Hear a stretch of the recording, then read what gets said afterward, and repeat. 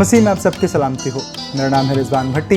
एक मरतबा फिर अपने प्रोग्राम के साथ हाजिर हूँ और सलाम अर्ज़ करता हूँ। हम अपने प्रोग्राम में शेख सादी और मौलाना रूम की हिकायत को लेकर मेरे मसीह ने क्या कहा उस पर बात करते हैं। प्रोग्राम के आगाज़ में कुछ आयात आपके लिए पढ़ना चाहता हूँ। मेरे मसीह ने फरमाया, बस अपनी उस सारी गल्ला की ख़बरदारी करो जिसका रूहुल कुद्स ने तुम्हें निगहबान ठहराया है, और खुदा की कलीसिया की गल्लाबानी करो जिसे उसने ख़ास अपने खून से मोल लिया है। एक और जगह पर मेरे मसीह ने कहा, लोगों ने उनको जाता देखा और बथेरों ने पहचान लिया। सब अपने शहरों से इकट्ठे होकर पैदल उधर दौड़े और उनसे पहले जा पहुँचे। उसने उतरकर बड़ी भीड़ देखी। उसे उन पर बहुत तरस आया, क्योंकि वो उन भेड़ों की मानद थे जिनका कोई चरवाहा ना हो, और वो उनको तरबियत और बहुत सी तालीम देने लगा। लेकिन जब बहुत देर हो गई तो शागिर्द उसके पास आके कहने लगे कि ये वीरान जगह है और बहुत देर हो गई है, रात होने को है, तो इनको रुखसत दे ताकि ये चारों अतराफ़ के इलाकों में जाके अपने खाने के लिए कुछ मोल ले लें।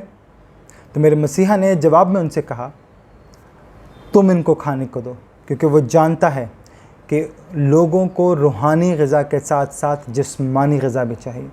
हमारा सच्चा रहबर वो है जो जानता है कि हम किस चीज़ के मोहताज हैं। और मेरी राय में अगर मैं ये कहूँ कि हमारा रहबर वो है जिसको ये पता है कि मेरे लोगों को क्या चाहिए। तो आते हैं आज के टॉपिक की तरफ, आज की हिकायत की तरफ। तो आज की जो हमारी हिकायत है वो है असली रहबर कौन, या हमारा रहनुमा कौन। शेख सादी अपनी हिकायत में बयान फरमाते हैं कि मुल्क शाम में रहने वाले एक ऐसे शख्स के बारे में सुना है कि वो बहुत पहुंचा हुआ है, बुज़ुर्ग हैं, दुआएं करते हैं। तो शेख सादी अपने कुछ दोस्तों को लेकर उनकी तरफ चले गए। तो जब वहाँ पहुँचे तो उन्होंने देखा कि यार ये तो बहुत खुशहाल है। सवारी के लिए उसके पास घोड़े भी मौजूद थे, रहने के लिए आला दर्जे का मकान, बागीचे, बहुत कुछ था, नौकर चाकर, सब कुछ खुदा का दिया हुआ उसके पास था। उसे मालूम हुआ कि कुछ लोग आए हैं, तो वो बड़ी गर्मजोशी से आके उनका इस्तकबाल और उनका हाल चाल पूछा, उनका हाथ चूमा, उनको गले लगाया, बहुत इज़्ज़त दी, बेहतरीन कालीन पर बिठाया, गुफ्तगू में बहुत मोहब्बत मिठास से बातें करते रहे। काफ़ी रात हो गई। उसके बाद इबादत के लिए चले गए। फिर वो इबादत करते रहे और रात गुजर गई, लेकिन हमारे खाने के बारे में कुछ भी नहीं पूछा। खोना क्या था, सो गए। सुबह उठे, सुबह हमने सोचा कि शायद सुबह कुछ खाने को देंगे, लेकिन कुछ नहीं हुआ। फिर वो बुज़ुर्ग हमारे पास आकर बैठे, हमारे हाथ चूमे, बहुत प्यार भरे लहजे में बातें करते रहे। तो जब दोपहर होने को आई तो हमारे एक दोस्त ने कहा, साहब ऐसा लगता है कि रात की तरह आप हमें फिर भूखा ही रखेंगे। तो किबला, आप जो हमारे बोसे ले रहे हैं इससे बेहतर है कि हमें कुछ खाने को दें, हमारे जूते ना उठाएं, हमारे खाने के लिए कोई इंतज़ाम करें। ये कहानी उन्होंने इसलिए बयान की और उसका उन्वान भी इन्होंने यही रखा कि हमारा रहबर कौन। जब हम अपनी चारों तरफ देखते हैं तो इस तारीख़ आलम में यही कुछ दिखाई देता है। बड़े बड़े बुज़ुर्ग तो पहुँचे हैं, बड़ी बड़ी इबादतें कराते हैं, इखलाक के मुजस्मे हैं, हाथ पाँव चूमते हैं, खुदा ताला ने उन्हें सब कुछ दे रखा है, बड़ी अच्छी अच्छी बातें करते हैं, इल्म के दरिया बहाते हैं, रूहानियत के वो तकाज़े करते हैं कि जिसकी कोई इंतहा नहीं। लेकिन जब कोई गरीब गुरबा जाता है तो खाने को भी नहीं पूछते। उनकी समझ में ये बात नहीं आती कि इंसान के साथ पेट भी लगा हुआ है और उसके भी कुछ तकाज़े हैं। रूहानियत की बातें अपनी जगह, लेकिन रूहानियत की बातों से पेट नहीं भरता। पेट भरने के लिए रोटी चाहिए। अगर ये रोटी ना मिले तो मालूम नहीं कि आदमी क्या क्या जराइम करता है। किसी ने क्या खूब कहा है कि भूखा पेट जुर्म की पनाहगाह है। सारे जराइम इसी पेट के पीछे होते हैं। इसी पापी पेट की खातिर इंसान कत्ल भी करता है, दूसरों की इज़्ज़तें भी लूटता है, डाके डालता है और बहुत से गलत काम करता है। ये पेट कहता है कि मुझे भरा जाए। और यहाँ पर पहुँचे हुए बुज़ुर्ग हमें ये मशवरा देते हैं कि तुम इल्म व हिकमत दानिश की बातें सुनो, तुम्हें भूख नहीं लगेगी, लेकिन तुम इसमें मसरूर ही रहोगे। जब हम ये कहानी सुनते हैं तो हमें याद आता है कि तकरीबन इससे मिलता जुलता वाक़या शेख सादी से सदियों पहले मेरे मसीह फरमा रहे थे और चले जा रहे थे, और लोग आपके साथ शामिल होते चले गए, आपकी बातें सुनते रहे, यहाँ तक कि 3 दिन हो गए। और उसके बाद आपने अपने शागिर्दों से कहा कि इनका यही आलम रहा तो वो वक्त दूर नहीं जब ये सारे के सारे बेहोश पड़े होंगे, लिहाजा उनके खाने का बंदोबस्त किया जाए। मेरे मसीह इस हकीकत को अच्छी तरह जानते थे कि खाली पेट इल्म व दानिश की बातें नहीं सुना करता। जब ये आंतें आवाज़ करती हैं तो इसकी आवाज़ के अलावा और कुछ सुनाई नहीं देता। आप कितनी अच्छी से अच्छी बात क्यों ना कर लें, कुछ समझ नहीं आता, क्योंकि पेट कहता है कि पहले मेरे अंदर कुछ डालो फिर मैं सुनूंगा। लिहाजा मेरे मुनज्जी खुदावंद ने कहा कि इनको खाने को कुछ दो, इनके खाने के लिए कुछ करो। शागिर्दों ने अर्ज़ की कि हमारे पास तो इतना कुछ नहीं है, हम कहाँ से लाएं? तो यीशु ने उनसे कहा, जो कुछ है वो ले आओ। मैं अगर इस दुनिया में आया हूँ और कहता हूँ कि मैं राज़िक हूँ तो मैं तुम्हें रिज़्क दूँगा, तो तुम वो पेश करो जो तुम्हारे पास है। तो उन्होंने जो रूखी सूखी थी वो पेश की और मेरे खुदावंद ने उसी से सबका पेट भरा।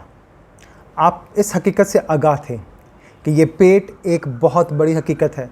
लिहाजा जब आपने लोगों को दुआ करने का फ़न सिखाया और कहा कि किन किन बातों के लिए दुआ करना है, तो तमजीद के बाद सबसे पहली बात आपने यही की कि खुदावंद हमें आज का रिज़्क आज ही मिले।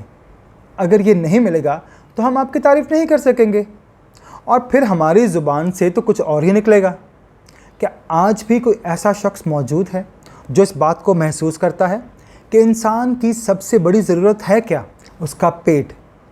किसी शख्स ने बहुत खूब कहा था, अगर मुझे भूख लगी हो और एक शख्स मेरे सामने रूखी रोटी लेके खड़ा हो और दूसरा शख्स इंजील लेके खड़ा हो, तो मैं इंजील नहीं लूँगा, मैं रूखी रोटी ले लूँगा। और ये हकीकत भी है कि जब तक पेट खाली है कोई अच्छी बात अंदर जाती ही नहीं। हम सब रूहानियत की बातें करते हैं, लेकिन इस बात को भूल जाते हैं कि इंसान सिर्फ रूप नहीं है, इंसान के साथ एक जिस्म भी लगा हुआ है और वो बशर है और उसकी बशरी ज़रूरियात भी हैं और उसके बशरी तकाज़े कौन पूरे करेगा? तो हमें ऐसा आबिद चाहिए, ऐसा रहनुमा चाहिए जो हमारी बात को समझता हो। अब ये बात हमारी समझ में क्यों नहीं आती कि हमारे बड़े बड़े रहनुमा अपने पेट भर कर खाना मिलता है, सब कुछ मिलता है, तो दूसरे की भूख का एहसास क्यों नहीं होता? उस भूख का एहसास सिर्फ उसी को हो सकता है जिसने 40 दिन 40 रात भूख के रहकर गुजारी थी। उसे मालूम था कि इसके बाद जो पहली आजमाइश होनी है वो पेट की है और ये सबसे बड़ी हकीकत है। और जो आजमाइश आई वो ये थी कि पत्थरों को रोटी बनाओ और उससे पेट भर लो। तो वही उस पेट की बात कर सकता है जिसने भूख का अजाब सहा हो। उसे ये मालूम था कि मैं तो 40 दिन 40 रात बर्दाश्त कर सकता हूँ, लेकिन मेरे पीछे चलने वाले 3 दिन भी बर्दाश्त नहीं कर पाएंगे। इसलिए मेरे यीशु ने कहा कि इन्हें खाना खिलाना मेरा फ़र्ज़ है। सिर्फ इनको अच्छी अच्छी बातें नहीं बताऊंगा, बल्कि इनकी इंसानी ज़रूरियात भी पूरी करनी है। हम रूहानियत की बातें तो करते हैं, दीन की बातें तो करते हैं और कहते हैं कि दुनिया छोड़ दो, कहते हैं कि दुनिया छोड़ दो। उस वक्त जो रहनुमा थे, अब बदकिस्मती से हमारे चारों तरफ अगर देखा जाए तो कोई रहनुमा हमें ऐसा नज़र नहीं आता। शायद शेख ज़ाती के ज़माने में उस वक्त कोई बेफैज़ आबिद था, लेकिन अब कोई बाफैज़ आबिद दिखाई नहीं देता। सिर्फ एक ही बाफैज़ आबिद है, एक ही रहनुमा है जिसने इंसान की ज़रूरियात का पूरा पूरा ख्याल रखा और रखता भी है। उसने कहा, दुआ मांगो। तुम्हें वो एहसास होना चाहिए कि आज का रिज़्क आज नहीं मिलेगा तो तुम्हारे बीवी बच्चे जो तुम्हारे दर पर हैं, जो तुम्हारे नाम पर हैं, उनका क्या होगा? रूहानियत का मतलब ये नहीं कि तुम खुद तो भूखे मरो और दूसरों को भूखा मार दो। तो आज हम क्यों उसके पास ना जाएं जो उस वक्त भी 4000 5000 को बैक वक्त खाना खिला रहा था? तो आज भी भूखों को खाना क्यों नहीं खिला सकता? बिल्कुल खिला सकता है। बदकिस्मती से हम गलत दरवाज़ा खटखटा रहे हैं और हमें धुतकारा जा रहा है। तो हम क्यों ना उसके पास जाएं जो धुतकारता नहीं है बल्कि सीने से लगाता है। इससे पहले कि हम रोटी मांगें, उसे हमारी रोटी का एहसास होता है। हम भूखे ही क्यों ना हो, वो हमें भूखा सोने नहीं देता क्योंकि उसको हमारी फ़िक्र होती है। तो आइए हम उसके पास चलें जिसने अपने ज़माने में 4000 लोगों को खाना खिलाया और कभी एहसान नहीं जताया, और अब भी वो हमसे यही कह रहा है कि कहो तो सही कि परवरदिगार आज का रिज़्क आज दीजिए और देखें कि मेरा परवरदिगार देता है या नहीं। आमीन।